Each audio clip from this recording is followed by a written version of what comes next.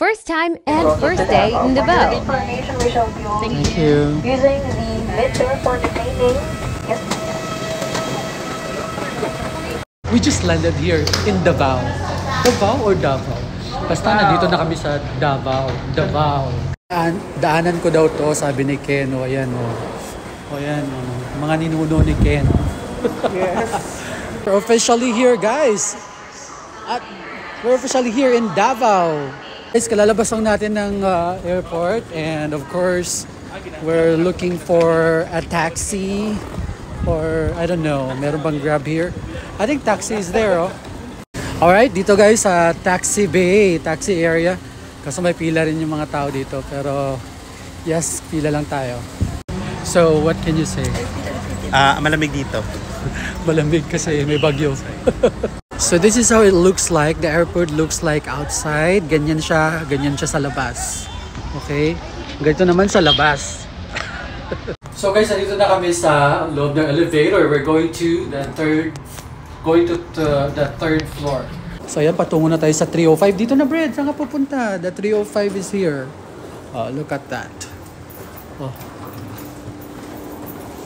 Our room is located at 305. Bubuksan na ni ma'am. Tayo ay room tour agad. Pagbukas na pagbukas. Pakibilisan naman magbukas. Ayan, room tour tayo guys. Madilim-dilim. Room tour. Okay, so ayan. Condo tour. So ayan. At least may kainan tayo. Mayroong sala. And of course, mayroong kitchen with refrigerator. And of course, tingnan natin. Ang ganda din ng CR. Okay na. Pwede na tayo dyan sa CR na yan. Oh. Tapos yung room. Pack. Oh. Pack na pack. Oh. Ay! Ba't ang daming rooms? Two rooms. Go. Dito na ako. Dito tayo, man. Dito tayo.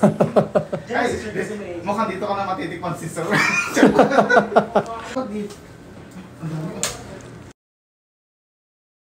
Time check guys, it's 9:15. Kailangan namin makapag-grocery para sa charity tomorrow. Yung unang mall na pinuntahan namin, sarado na. So may isang mall na nirecommend si Kuya na hanggang 10 daw. So tingnan natin kung habol kami. Alright guys, sumabol kami. Nandito na kami sa grocery. Let's go!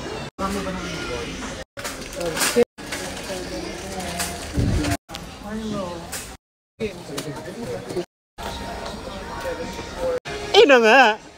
Kumukuha na siya ng mga biskwit para sa mga bata. Oh, ayan, bising-bising ating mga volunteers. Pack na. Nakailan ka na? 4. Of course guys, meron tayong milk, meron tayong Milo, meron tayong mga biscuits for them. Ayan. Alright guys, so tayo ay nagbabayad na po. Pinapangunahan ng ating presidente. Yun na nga guys, ito na yung mga grocery natin para sa mga cancer patients dito sa Davao, sa hospital. Yan, nakapila pa yung iba.